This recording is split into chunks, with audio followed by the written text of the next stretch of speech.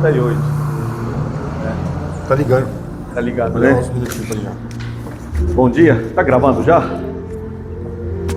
Bom dia para os que estão do outro lado. Sinta-se bem-vindos aqui no nosso estudo, na nossa classe. Sinta-se abraçados. Somos uma pequena turma, mas estamos fazendo isso, apresentando o trabalho que Deus tem, cumprindo o mandato de Deus. E esses estudos que nós temos é justamente para nós conhecermos um pouco mais quem é o Deus que muitos talvez tenham esquecido, e é o Deus da Bíblia que nós estamos apresentando. Tá? Essa semana foi uma semana muito corrida, né? Segunda-feira parecia já sexta-feira, pelo menos para mim, né?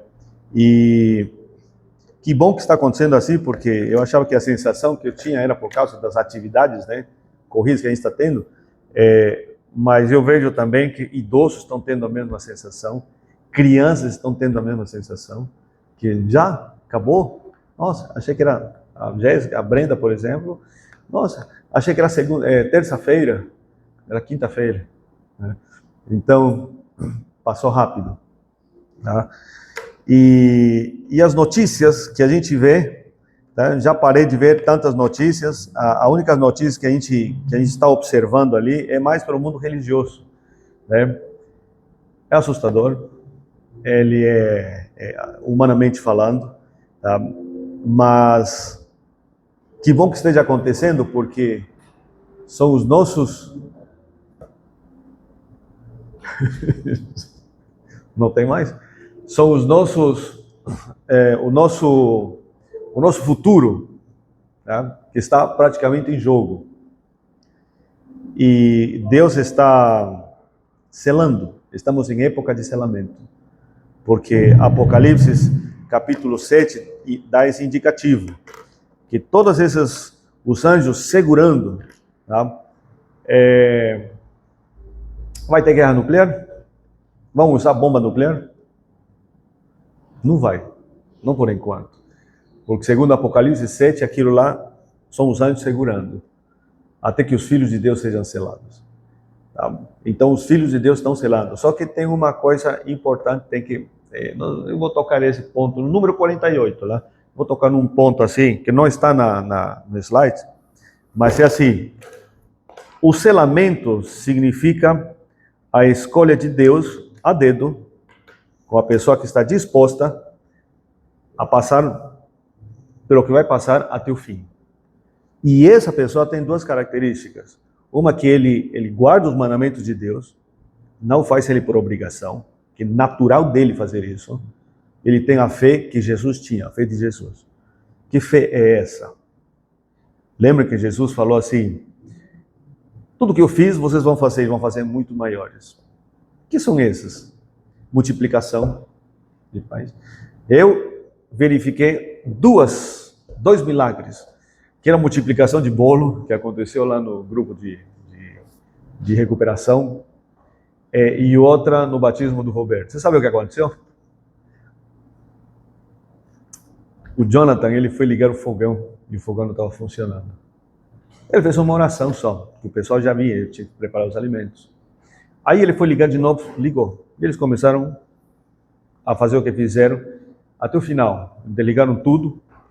Quando ele foi lá ver o registro lá atrás, o registro estava fechado.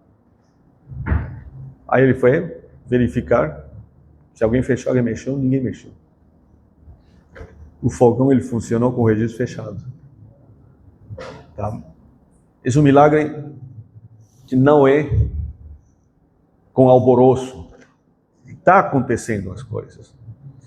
E esses milagres, eles vão ser comuns naquelas pessoas que serão seladas. Não no alvoroço, sabe? No pacote, para todo mundo ver. Serão coisas que foi um milagre. Eu vi que foi um milagre. Porque milagres não farão grandes conversões. Os milagres, elas servem para reafirmar que Deus está contigo. Que Deus está com você.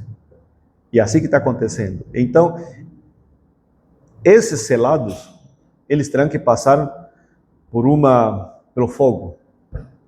Então, quando vierem as penúrias, os problemas, então não fique chateado por isso. Agradeça a Deus porque você tem que passar por isso. Esse selado tem que passar por isso. Porque pelo que vem pela frente, ele tem que estar bem firmes, porque já treinou antes. E é isso que Deus está fazendo. Às vezes nós, pelas situações, não estou conseguindo, não está dando, às vezes, por quê?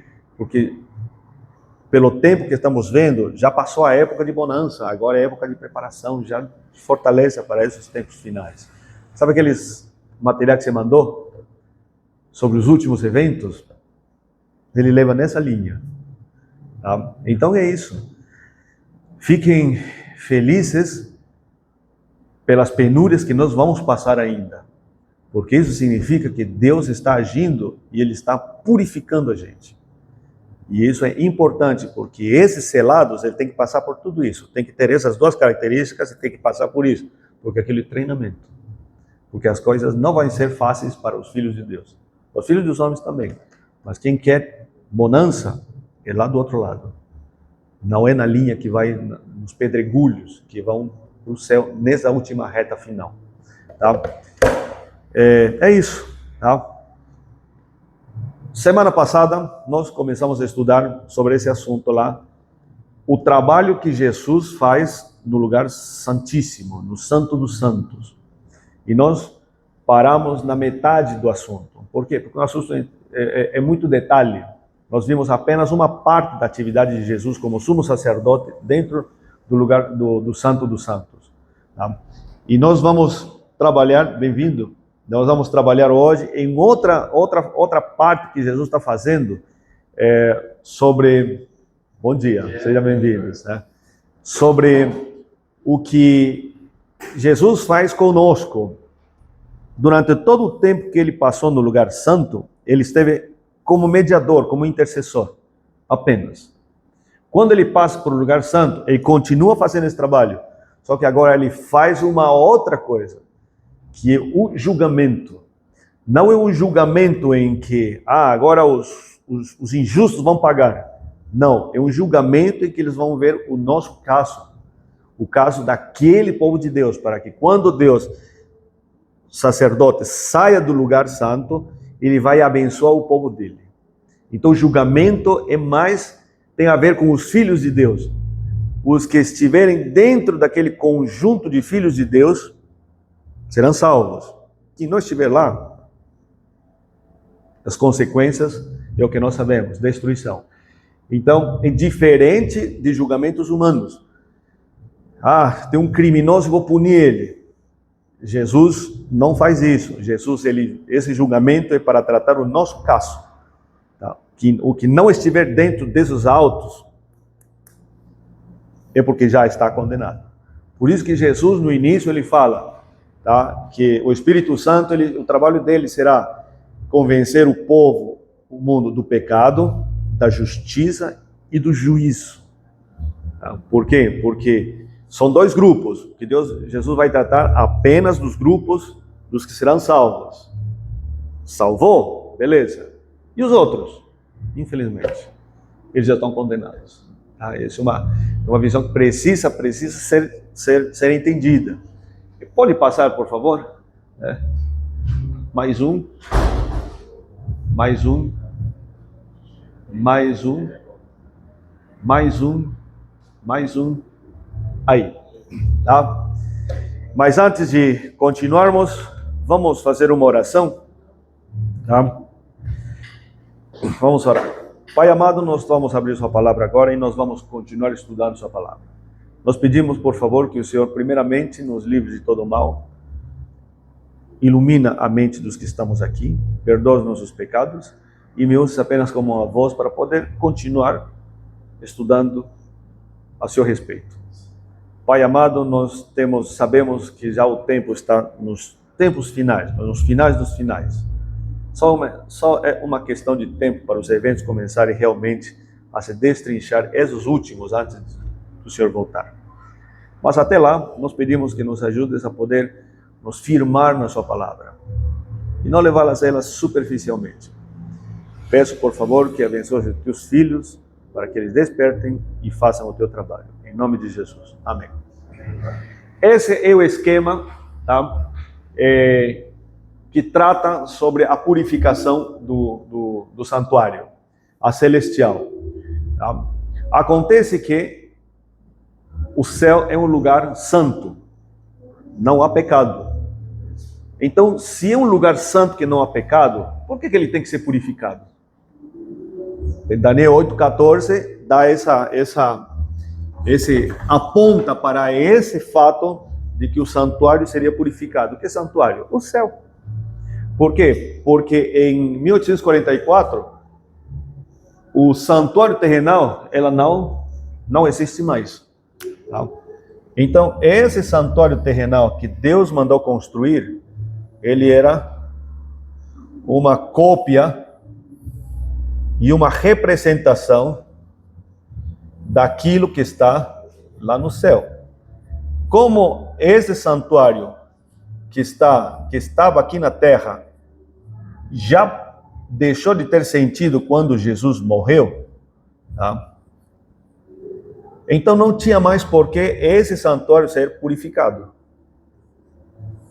O único que restava é a purificação do santuário que está no céu. Mas se o céu ele é santo, por que precisa ser purificado? Tá? Para entender isso, nós temos que ir para a representação. Então, quando o sacerdote entrava aqui, todos os dias, em todo momento, a pessoa de fora trazia o seu cordeiro aqui, e ele manchava simbolicamente todos esses utensílios que estavam aqui. Aí o pecador ia embora, e o pecado era depositado simbolicamente neste objeto que está aqui. Aqui era a purificação do sacerdote. Então, quando ele ficava manchado, chegava às 9 horas da manhã, aí o cordeiro daqui era morto, esse cordeiro, o sangue desse cordeiro, purificava o objeto que estava aqui, porque era mais ou menos como se traziam o pecado aqui, aí ele fazia um download aqui, aí pegava o cordeiro daqui, o sangue, ele dissipava tudo isso, pegava daqui, e esse sangue era introduzido nesse horário das 9 horas da manhã, e era baixado e ficava depositado aqui. Era um servidor, linguagem moderna, onde aqui ficava depositado todo esse material. Aí o sacerdote saía e continuava de novo a contaminação aqui até as 9 horas da tarde, às 3 horas da tarde. Daí de novo o cordeiro daqui vinha, limpava e trazia aqui. Então aqui, dentro deste recinto, ficava depositado e manchado de pecados. Isso era todos os dias. Daí no dia 10 do mês 7 de todos os anos, acontecia o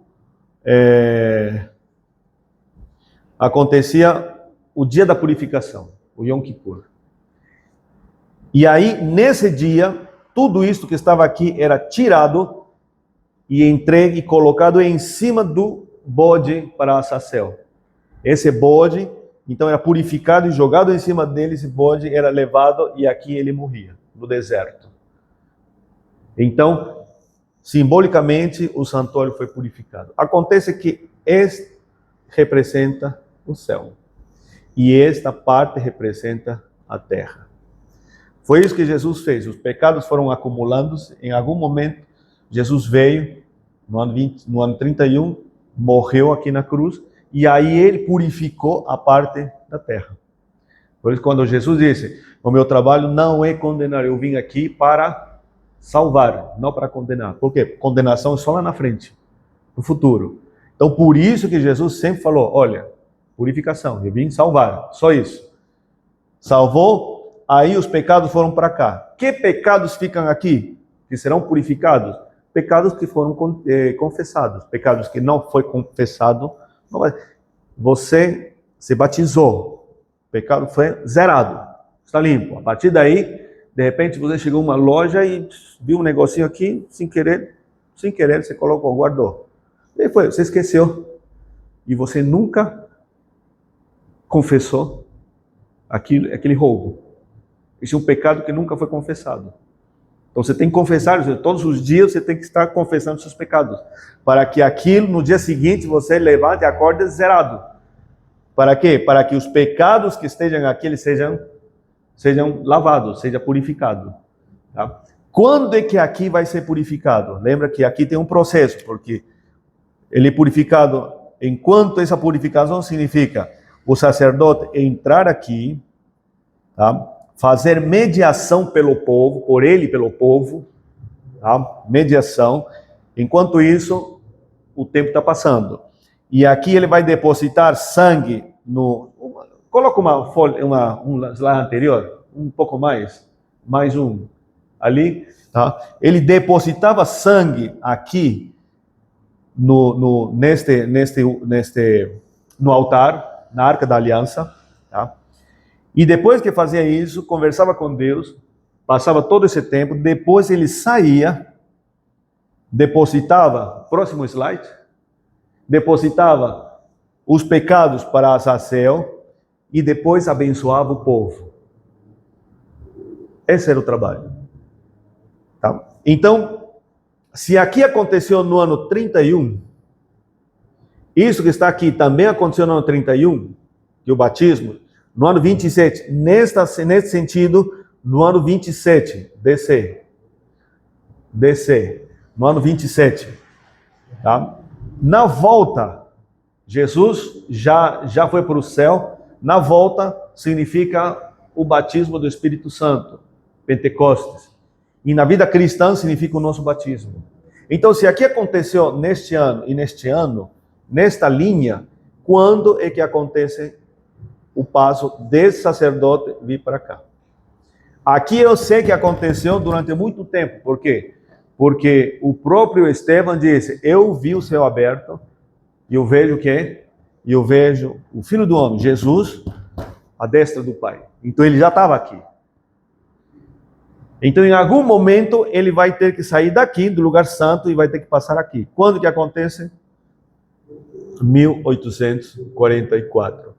Próximo slide, por favor. Daniel 8,14. Tá? Aí que ele indica que santuário é santuário. Então, o que aconteceu aqui, que é uma representação, é o que vai acontecer no céu. Próximo slide, por favor. Tá? Então, aí é que acontece. Mas por que ele tem que ser purificado? Por quê? Porque esta cortina e este jogar o sangue, espargir o sangue, ela é uma representação dos registros que estão acontecendo lá no céu. Próximo slide, por favor. Tá? Vamos dar uma olhada em Hebreus. Tudo isso aí foi uma introdução, tá? Capítulo 9. Tá? Hebreus, capítulo 9, os versos 23 e 24. De Hebreus. Tá?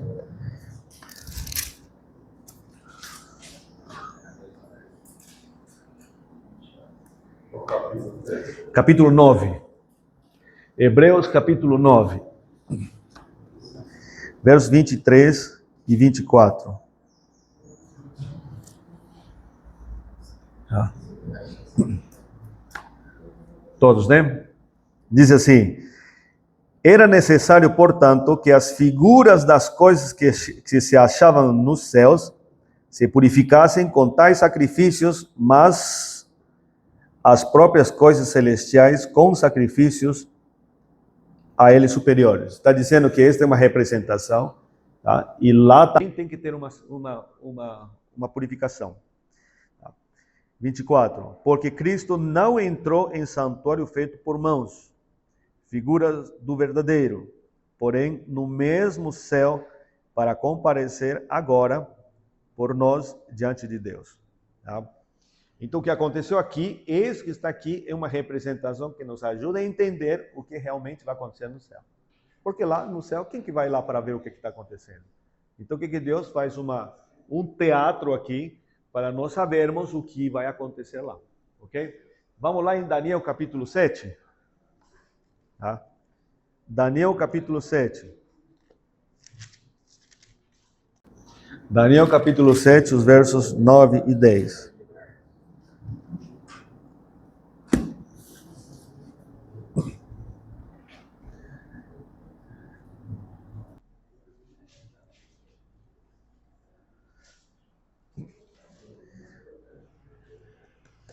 Daniel capítulo 7.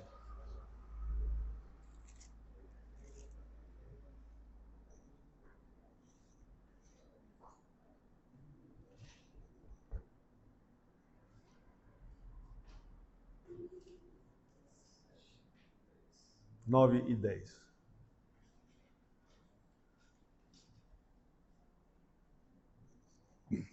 Os versos 9, vou ler 9. Continuei olhando até que foram postos uns tronos, e o ancião de dias se assentou. Sua veste era branca como a neve, e os cabelos da cabeça como pura lã. O seu trono era chamas de fogo, e suas roupas eram fogo ardente. Um rio de fogo manava e saía de diante deles. Milhares e milhares o serviam, miríades estavam diante dele. Assentou-se o tribunal, e que está escrito? Abriram-se os livros. Que livros são esses? Então são livros de registros. Daí começa um juízo. Tá? Um juízo, ele não começa com uma acusação. Existe uma investigação. Tudo é registrado. O juízo não começa ali. O juízo começa quando o juiz abre os autos. Na hora que ele abre, a partir daí começa o juízo. Porque o que aconteceu antes era um processo que vai levar para um juízo. Então, os livros aqui estão uma descrição do momento em que vai começar o juízo. Que momento é esse? Deus dá essa dica. Em Daniel 8,14. 2.300 tardes e manhãs. A profecia das 2.300 tardes e manhãs. Tá? E o próprio Daniel, no livro de Daniel, ele dá a dica de quando que esse evento ia começar. Um anterior a esse, por favor. Tá? Quando que ele começa? 9:25. Em Daniel 9:25, ele dá uma dica. Qual é o ano em que esse evento ele teria que acontecer? E ele diz que a partir da saída da ordem para restaurar e edificar Jerusalém. São dois pontos principais. Não é um ou o outro. Os dois têm que acontecer no mesmo decreto. E esse decreto nós encontramos no livro de Esdras, capítulo 7. Na verdade, houveram 3 decretos. A de Ciro, a de Dário e a de Artaxerxes. Os 2 primeiros tinham outros aspectos, mas não esses 2 juntos. E o Artaxerxes, capítulo 7, versos 11 até o 26, tem isso que está aí. E no capítulo anterior, acho que no verso 26, ele fala de 3 decretos, mas o válido é esse. Então, que ano que acontece isso que está ali? Em 457. Então, quando esse decreto é dado, então quem já estava de olho nessa profecia, já sabia que a partir desse ano ia decorrer 2.300 anos. A partir daí é a data, quando te finaliza essa profecia, essa é a data que começa o juízo, que é descrito nesses versos que estão aqui. Então aqui começa esse juízo. Que dia exatamente? Quando é que acontecia esta data que estava aqui? Quando nós transpomos para o nosso calendário gregoriano, é o dia 22 de outubro. Então aqui acontece dia 22 de outubro de 1844 é que começa o juízo. Tá? O que acontece no céu é isso que está aqui. Jesus sai daqui e tem uma cerimônia aqui, óbvio, para passar a cumprir uma nova função, a nova face do plano todo, de todo esse plano. Tá? Mas o que acontece naquela época na Terra? Onde que acontece isso que está aqui? Na Terra. Em Jerusalém. Onde que acontece isso aqui? Na Terra. Em Jerusalém. Onde que acontece isso aqui? Na Terra. Em Babilônia. Onde que acontece o 34 em Jerusalém? E onde que acontece isso aqui na Terra? Estados Unidos. Descrito em Apocalipse 13. 14. descrito em Apocalipse 14. Então, ali começa esse juízo. Próximo slide, por favor. Mais um. Tá? Então, como esses registros, nesses registros que estão ali, tem a ver com coisas relacionadas à terra, o mundo de pecado, então lá tem registros de coisas que não são santas. Tá? Então, como tem os registros de coisas que não são santas perante Deus no tribunal, onde tudo é santo, então esse lugar precisa ser purificado. E ainda mais, o cordeiro que morreu aqui levou o sangue dele, assim, entre aspas, para o tribunal onde ele está, e ele está lá. Esse cordeiro que morreu aqui, ele está lá. Ainda em processo de plano, trabalhando por nós, pecadores. Então, precisa ser purificado, porque coisas contaminadas que fazem parte da terra, também estão lá. Claro, lá é santo. Tá? Mas assim, purificação do pecado, porque o pecado também começou aqui, com Satanás, na frente do trono. Então lá tem que ser resolvido tudo. Nós só somos parte nós entramos de gaiato nessa história. Tá?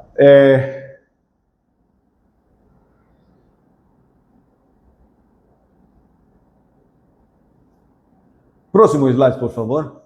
Tá, o anterior. Vamos dar uma olhada aqui em Malaquias. Em Apocalipse 20, vocês estão no livro de Apocalipse ainda, né? Onde estão? Em Daniel? Tá, vamos lá em Apocalipse primeiro.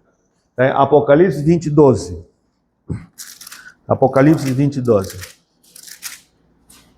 Apocalipse é facilzinho, né? Apocalipse 20, 12. Tá. O 12. Diz assim: vi também os mortos, os grandes e os pequenos, postos em pé diante do trono. Então se abriram o quê?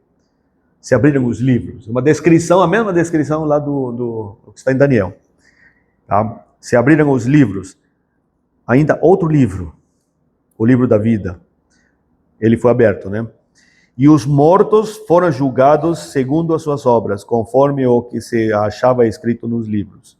Tá? Então aqui está fazendo menção a mesma que Daniel, só que aqui está falando de 2 livros. O livro foi aberto e mais um outro. Mas aí o julgamento começou com quem? Com os mortos. Tá? Então o julgamento ele começa com os mortos, aqueles que já foram. Então os casos deles vão ser tratados. Né? Mas segundo as suas obras. Sim. Todos vão ser tratados. Por exemplo, qual é o critério de Deus para tratar os seres humanos? Tá? Aí você olha para a história de Belsassar, neto de Nabucodonosor. Naquela história escrita na parede. Tá? Aí tem um julgamento, ele foi julgado naquele dia. E qual foi o julgamento? Mene, mene, tekel, uparsim. Pesado foste. E foste achado em falta. Agora o teu reino vai ser passado para quem? Para os persas. Então, esse tipo de julgamento, então vai ser uma balança, tem uma balança. Tá? Se nós damos uma olhada em todo tipo, nos julgamentos que tem, nós vamos cair numa única descrição. Que descrição? A verdade ela foi apresentada para você. O que você fez com ela? Que é a mesma coisa do Mene, Mene, Tekel, Uparsim. Foi apresentado. Por quê? Porque quando Daniel chega e fala com ele fala, olha, e fala toda essa descrição, a verdade foi apresentada. Você sabia, você conheceu o teu pai, o Nabucodonosor. Você viu a história, você viu Deus agindo, você viu Deus trabalhando. E você viu a transformação do teu pai. E mesmo assim, tu não deste ouvido. Mene, Mene, Tekel, Uparsim. Então esse julgamento ele é feito. Então isso é feito todos os dias. Nós temos que seguir a lei. Para que quando Deus julgue, julgue o meu caso. E que ele olhe, não olhe como olhou para Belsassar. Tá? Então, os mortos, eles foram julgados primeiros. Vamos lá em Malaquias. Malaquias é o livro anterior a Mateus. Né? Então, você procura Mateus e vai lá em Malaquias.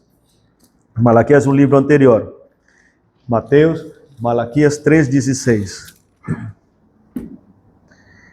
Malaquias 3,16. Acha Mateus primeiro e o livro anterior é Malaquias.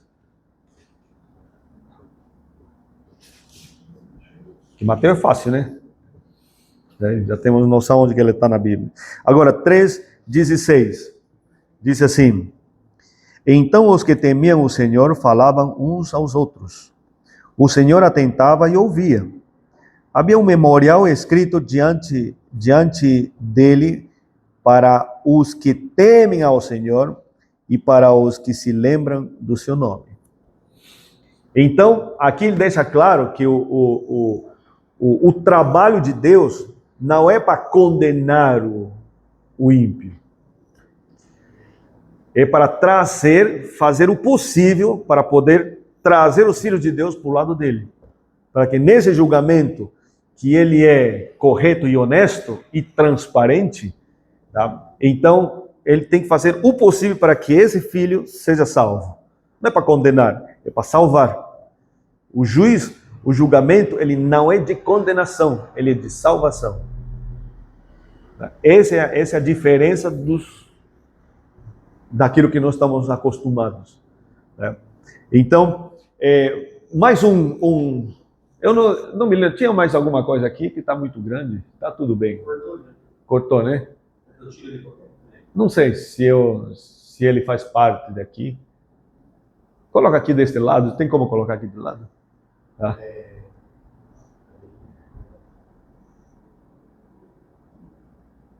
Tá. Senão a gente vai... Daniel 7, o Daniel, né? Que é as mesmas descrições que a gente já viu, né? Capítulo 7. Tá? Próximo slide, então. Olha aqui, que coisa importante. Tá? O julgamento começa com a casa de Deus. Isso está em 1 de Pedro 4,17, Ezequiel.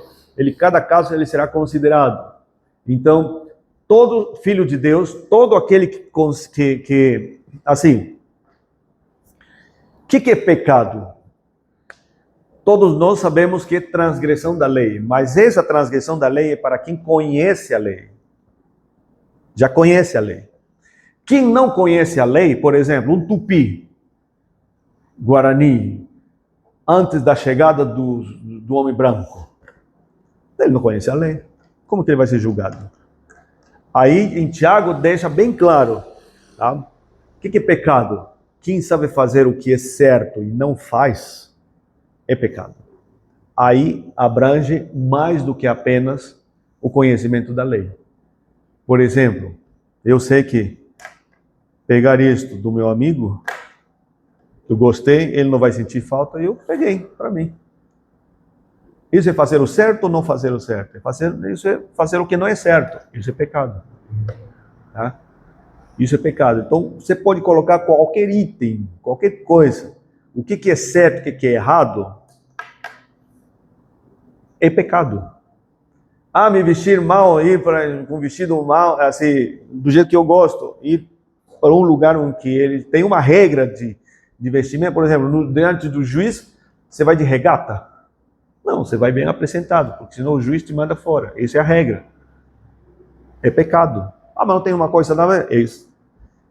Quem sabe fazer o certo e não faz, é pecado. Essa é a lei. É nessa regra que vai ser julgado o ímpio. E é nessa regra que os filhos de Deus também são julgados. Só que nos filhos de Deus tem uma coisa mais pontual ainda, que é a lei de Deus. Ok?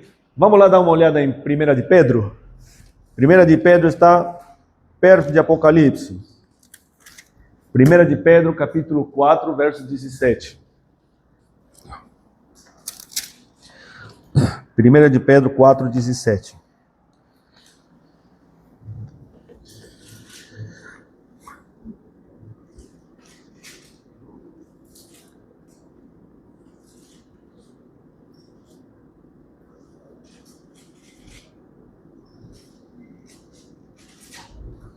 Acharam, né? 1 de Pedro 4:17. Diz assim: porque a ocasião de começar o juízo,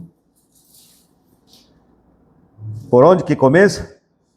Pela casa de Deus. É chegada. Ora, se primeiro vem por nós, qual será o fim daqueles que não obedecem ao Evangelho de Deus? Tá? Então ele vai começar com a casa de Deus, por quê? Porque ele é salvação. Agora, depois ele vai passar para os outros. E dos outros vai ser mais fácil. Né? Porque os filhos de Deus, eles conhecem a lei, conhecem o que é Deus. O que mais? Ezequiel 9:6. Livro de Ezequiel. Ezequiel está no Antigo Testamento. Deu um nó aqui. Ezequiel 9:16. Aliás, 9:6. Ezequiel capítulo 9, verso 6.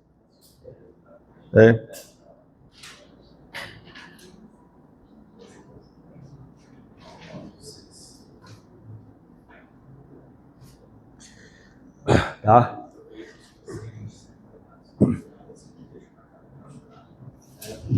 Tá? Aí o verso 6 diz assim, 9:6. Matai velhos, moços, virgens, crianças e mulheres, até exterminá-los. E aí que vem a frase: mas a todo homem que tiver o quê? O sinal, não vos chegueis, começai pelo meu santuário. Então isso aqui é um juízo. É um juízo. Mas ele está falando de quê? De sinal. Está falando de sinal. Está falando disso que nós falamos. Do selamento. Tá? Então, estamos em épocas, estamos em épocas em que os seres humanos estão sendo selados, os filhos de Deus estão sendo selados. Tá? Aqueles que farão parte dos 144 mil. Tá? Se é um número simbólico, se não for, não faz diferença. O que importa é de que a pessoa esteja selada. Tá? E em que consiste esse selo? Consiste em olhar para Deus e dizer: Senhor, morro pela sua causa, mas eu não abro mão dos princípios que o Senhor tem dado. Pontual. Tá? Tem duas características. Os que guardam os mandamentos de Deus. Que mandamentos? É essa lei. Tá? E ainda mais, não é só isso. Os que têm a fé de Jesus. Porque só os que guardam e não têm essa fé, não farão parte desse grupo. Ou só os que têm essa fé e não guardam os mandamentos, não farão parte desse grupo.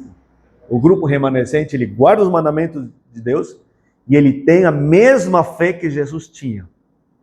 Essa fé que fazia dele ser o Filho de Deus. Ninguém chegou para Jesus, não há registro, não há luz de que o Espírito Santo deu uma visão para ele: você é o Filho de Deus. Nenhum anjo chegou e falou diretamente para ele, como falou para Abraão, como para outros. Ele que acreditou ser: eu sou este homem. Até esse momento, ele acreditar e pregar que ele é o Filho de Deus, não passaria de um esquizofrênico, um caso de esquizofrenia. Acontece que os milagres aconteceram. Estão registrados. Então, como tem milagres, então é verdade. Acontece que ele ressuscitou. Tem testemunhos sobre isso. Eu vi. Alguém viu? Nós não vimos. E acreditamos isso por fé. E isso que conta para Deus. Porque a gente acredita na palavra dele. Qual que é a palavra dele? Isso que está aqui. E como nós acreditamos, aí ele leva em conta: filho meu, é meu. Tá? Tem muita gente, muitas igrejas, será? Nós colocamos até ciência no meio para poder, mais ou menos, embaçar a nossa fé. Não tem nada a ver com ciência. Estou olhando para lá, mas aqui. Tá? Não tem nada a ver com ciência. Tem a ver com fé pura de Deus. Em Deus. Tá? E essa fé é que vai fazer a diferença para os que serão selados. Porque essa é a fé que Jesus tem. E já que Jesus tinha essa fé, quando ele ressuscitou Lázaro, Jesus falou: Senhor, me ouve. Aliás, eu sei que você me ouve, mas eu tenho que falar isso para que os outros creiam que tu me enviaste. Foi que Jesus disse isso. Então essa fé é o que esse povo deveria ter. Então, esse povo, esse selamento que está aqui, esse sinal que está ali, é esse sinal que está ali. Que eles não abrem mão disso que está aqui e não abrem mão dessa fé que eles têm. Ok? Mais um outro. Cada caso ele será considerado. Volta um pouquinho a mais atrás. Tá? Esse está em 2 de Coríntios 5:10, Eclesiastes. Tá? Vamos dar uma olhada em 2 de Coríntios. Os outros vão falar a mesma coisa. 2 de Coríntios 5:10. Coríntios está praticamente no meio da metade do livro. Tá? Tá depois de Romanos. 2 de Coríntios 5:10. Tá? 5:10.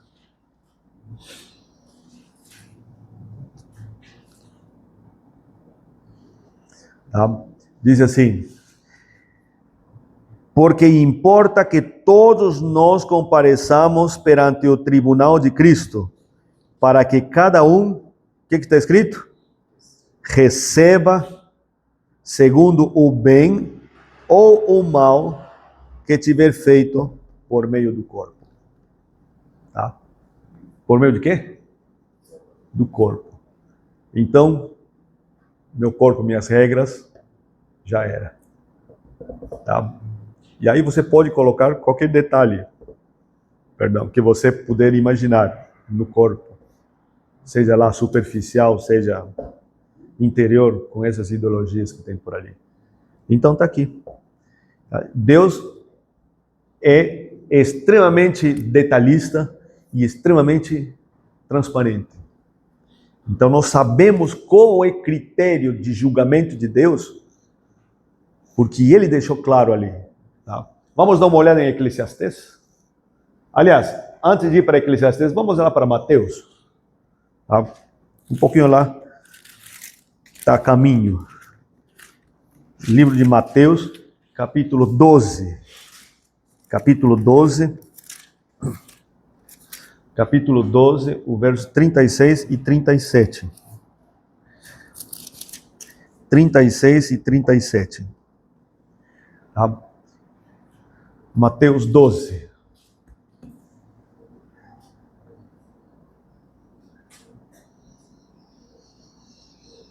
Todos, né? Tá. 36. Digo-vos, tá? Quem está falando aqui é Jesus, né? Digo-vos que toda palavra frívola. O que é palavra frívola, hein?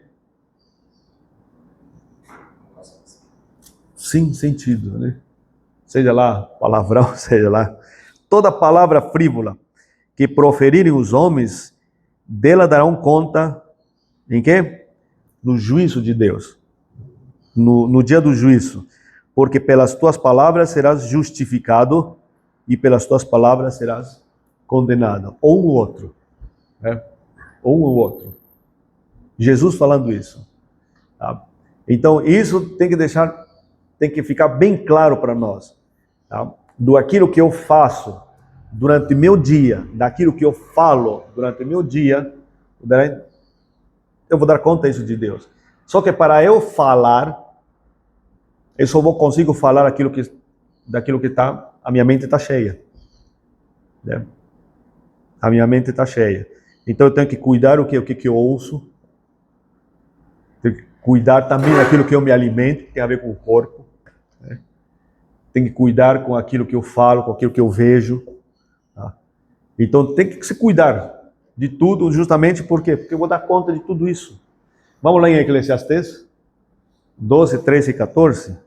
Eclesiastes é depois de Provérbios, né?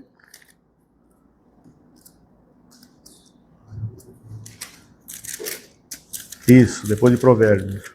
Depois tem Salmos, tem Provérbios, tem Eclesiastes. Capítulo 12, o 13 e o 14. Tá? Isso aqui é legal, hein? Esse ponto é legal. Eclesiastes. Show, né? Capítulo 12, o 13 e o 14. Diz.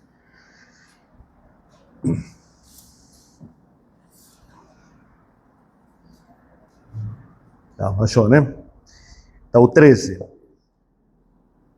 De tudo que se tem ouvido, o resumo é: teme a Deus e guarda os seus mandamentos. Que mandamentos? Esse ali. Tá? Porque isto é o dever de todo homem. Lembra que está escrito dever, tá? Obrigação de cada um de nós. Porque Deus há de trazer a juízo todas as obras, até as que estão escondidas, quer sejam boas, quer sejam más.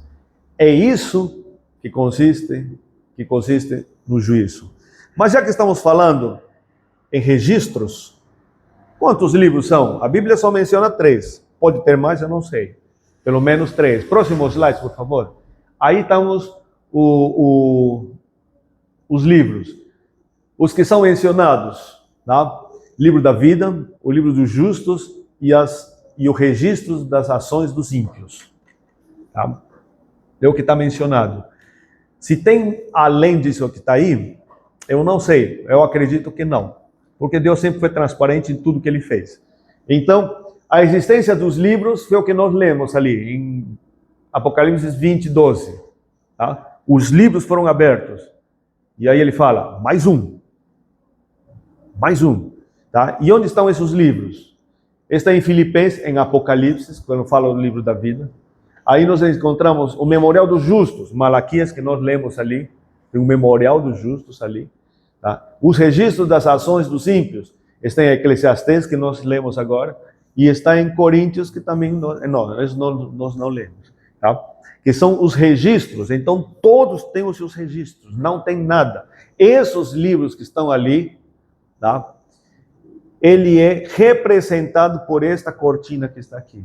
Então, todas elas são jogadas aqui.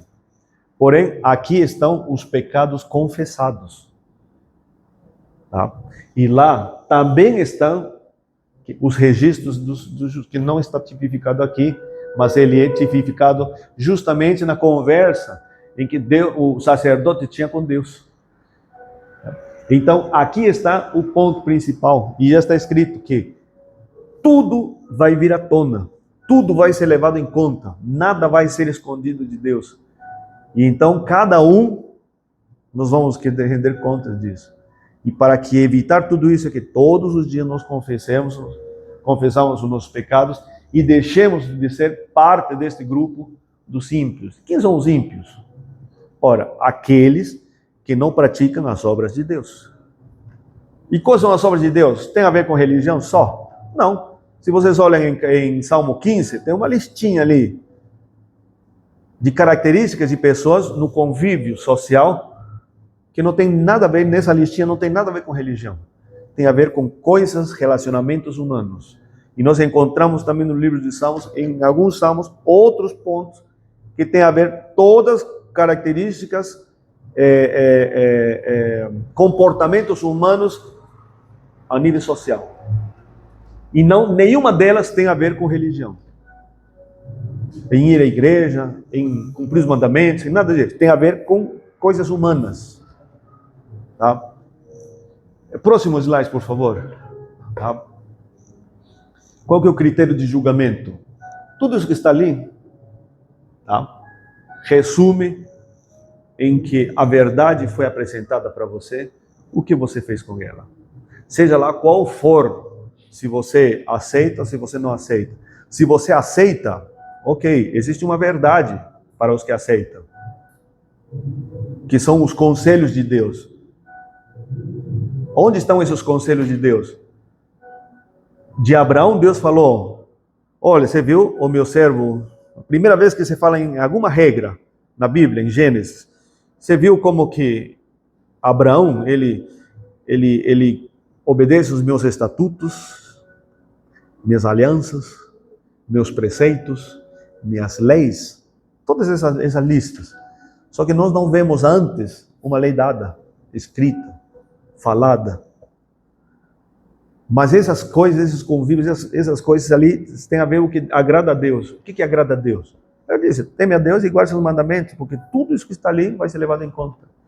Então, temos que nos alinhar a Deus. E como que eu sei que agrada a Deus?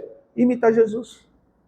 Só pegar o que Jesus fazia, como Jesus tratava, como que Jesus olhava. Ele condenava? Ele não condenava, ele salvava, fazia o possível para ajudar os outros, para deixar o outro bem. É isso que nós devemos fazer, é isso que os discípulos fizeram, é isso que todos fizeram. Antes de Jesus, eles tentaram fazer isso, fizeram, tá? Pensando no futuro, em que esse era o Cordeiro. Quando Jesus nasceu e morreu, agora nós temos um exemplo vivo de alguém de carne e osso. Os outros, ele ia vir, então temos que fazer o que esse personagem ungido ele vai fazer. Agora que o personagem já veio e morreu e ressuscitou, agora nós temos que fazer o que esse ungido fez. Esse é o critério. A verdade foi apresentada para você. O que você fez? Quantos cristãos eles vão se perder? Vocês lembram? Senhor, mas em teu nome nós expulsamos demônios. Em teu nome nós... Um monte de religiosos. Jesus falou, não conheço vocês. Por quê? Porque eles faziam parte dos ímpios dentro de uma igreja. E Laodicea tem essa característica. Eis que eu estou à porta e bato. Jesus está de fora, ele não está dentro. São cristãos sem Cristo. Isso é para os que estão dentro da igreja. Para os que estão de fora, o critério é o mesmo. A verdade foi apresentada para vocês. O que você fez? Para os de dentro, a verdade foi apresentada. O que você fez? Eu estava na igreja, expulsei demônios, não te conheço.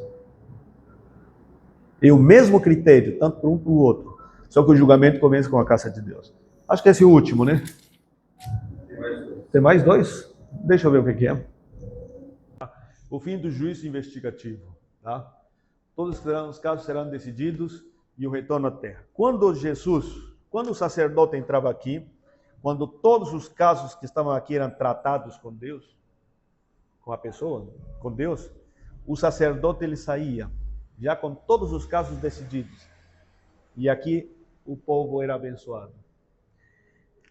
Quando que acaba o juízo? Próximo slide, por favor. Quando que acaba o juízo? Quando todos os pecados eles são colocados sobre Azazel. Quando Azazel vai para lá, tá? ele morre. Nesse processo, temos três faces do juízo. O juízo que é o investigativo, que está sendo investigado hoje, está acontecendo isso. Começou em 1844 e vai terminar quando todos os casos forem decididos e Jesus diga, está feito. A mesma frase que ele falou antes, quando ele morreu. Está feito. Ou seja, a agenda foi cumprida. Tá? Aqui também, está feito. Quando isso acontece, o sacerdote sai. A glória aqui sente, a fumaça aqui impregna todo este lugar, tá? Descrito em Apocalipse também, impregna. E acontecia isso aqui também. E a glória de Deus, ele se manifestava. Todos podiam ver aqui, tudo iluminado, o sacerdote saía. Por quê? Porque isso simbolizava de que Deus tratou todos os casos. Aí ele saía. Quando ele saía, então esse trabalho que estava aqui parava de acontecer. Neste momento, Jesus está aqui, intercedendo. Na hora que decidiram todos os casos, aí ele vai sair daqui, se enche, então nós não teremos mais intercessão.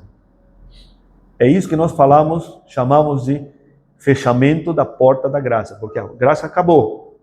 Então, aqui o humano que faz uma oração pedindo perdão, não será mais ouvido, porque não terá mais ninguém para ouvir.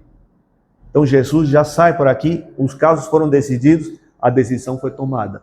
Então fulano que ficou desesperado, meu Deus, não perdoa, Senhor, me perdoa aí por ter feito isto. Ele já está condenado, porque ele não pediu perdão por esse pecado. Aí ele vai vir, mas isso é injusto? Não, não é. Porque toda a justiça já foi tratada. Agora já foi tomada a decisão. Quando foi tomada a decisão, já era. Tá? Então ele sai daqui. É isso que vai acontecer. Quando Jesus sair de onde ele está fazendo, acabou. É por isso que eu falava, qual é o tempo que você vai separar? O tempo é agora. Sim. O tempo é hoje. E às vezes a gente fica Prolongando, né? para tomar essa decisão. Sim. E aceitar essa verdade que eu estou recebendo, né? Sim. É que eu estou recebendo, chegou até mim. Então, agora eu estou sabendo. Então, eu trouxe a consciência, me trouxe a consciência daquela verdade.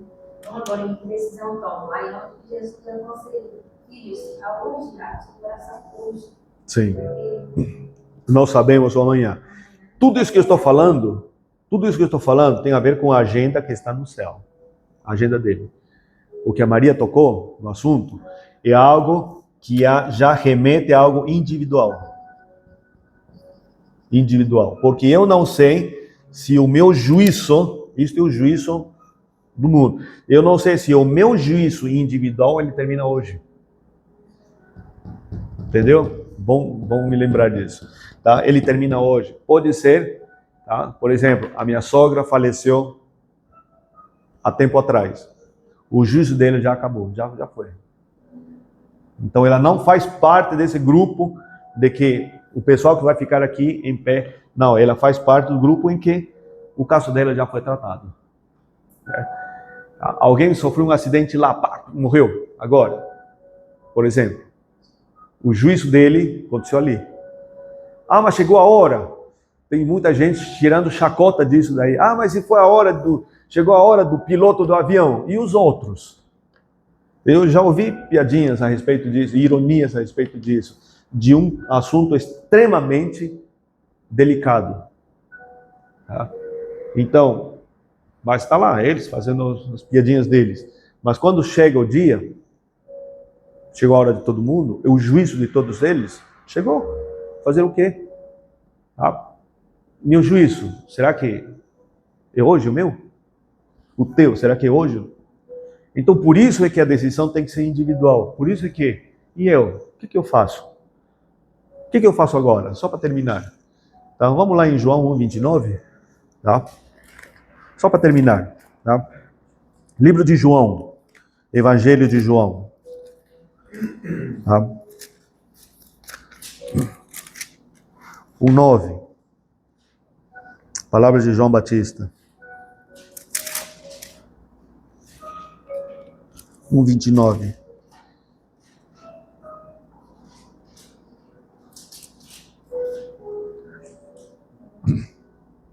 Tá? No dia seguinte, viu João a Jesus, que vinha para ele e disse: Eis o Cordeiro de Deus que tira o pecado do mundo. Tá? Então o que eu tenho que fazer? É entregar, aceitar que esse é o pecado. Eu não ia ler aquilo lá, mas vamos lá em Hebreus 14:4. Tá? Se ele é o que tira o meu pecado, então, vamos lá em Hebreus. Tá? Hebreus 4:14.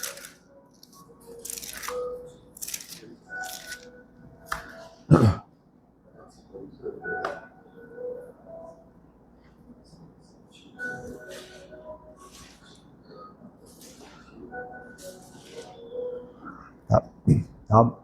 4:14, 15 e 16. Diz assim: Tendo, pois, a Jesus, o Filho de Deus, como grande sumo sacerdote, que penetrou os céus, conservemos firmes a nossa confissão, porque não temos sumo sacerdote que não possa compadecer-se das nossas fraquezas, antes foi ele tentado em todas as coisas, a nossa semelhança, mas sem pecado. Acheguemo-nos, pois, confiadamente junto ao trono da graça, a fim de recebermos misericórdia e acharmos graça para socorro em ocasiões oportunas. Jesus morreu pelos nossos pecados. Está de fato, ele limpou, ele zerou os nossos pecados. Agora, para eu zerar todos os dias, eu tenho que confessar todos os dias. E eu tenho que me aproximar de Deus todos os dias, fazer o que agrada a Deus para eu fazer parte do grupo dos que serão salvos. E aqui ele está aconselhando de que a gente tem que se aproximar dele, porque sem ele nós não vamos conseguir fazer isso. Tá? Então, meu apelo é não fechar e deixar para amanhã o que nós podemos fazer hoje. A minha decisão é hoje que eu tenho que decidir. Não é minha decisão para amanhã. Não é um conhecimento, esse aqui é um conhecimento superficial. A gente tem que, se já sei aquilo, eu tenho que aprender a viver com essa informação, de acordo com o que Deus está pedindo, o que Deus está falando. Então, hoje, o assunto é hoje, Senhor, é hoje. Está aqui, a minha vida está hoje. Não sei o que vai ser. Vou acordar amanhã? Não sei. Vou conseguir sobreviver até amanhã? Não sei. Então é hoje, me entreguei hoje, está ali. O que eu tenho que fazer? Eu tenho que passar pelas águas? Eu já passei pelas águas. O que eu tenho que fazer a mais daquilo que estou fazendo? Esse é o trabalho de Deus. Hoje mais do que nunca, nesta reta final da nossa história. Vamos orar? Não. Pai amado, mais uma vez agradecemos porque o Senhor foi muito transparente, foi muito cuidadoso e foi muito detalhista no seu plano. E transparente sobretudo, porque o Senhor nos disse exatamente como seria o juízo para que no seu santuário, para que nós possamos viver de acordo com essa realidade. Uma realidade do que está acontecendo no seu trabalho, que está acontecendo lá, tá? Sobre nós. Só não nos deixes esquecer. Obrigado por ter enviado o teu Espírito, obrigado por ter disponibilizado os seus anjos e por não ter fechado todos os recursos. O Senhor tem colocado tudo que o céu tem a seu dispor, à disposição para que nós possamos ter essa chance, essa liberdade e esse direito de salvação. Nos pedimos perdão pelos nossos pecados e nos ajuda a poder nos aproximar do Senhor. Se eu não sei fazer isso, se nós não sabemos como fazer, nos ensina e nos dá, Senhor, o caminho certo para poder aprender mais do Senhor. Por favor, nos dá ânimo de estudar a sua palavra. Eu te peço em nome de Jesus. Amém. Pessoal, tem esse nosso aperitivo ali, tá?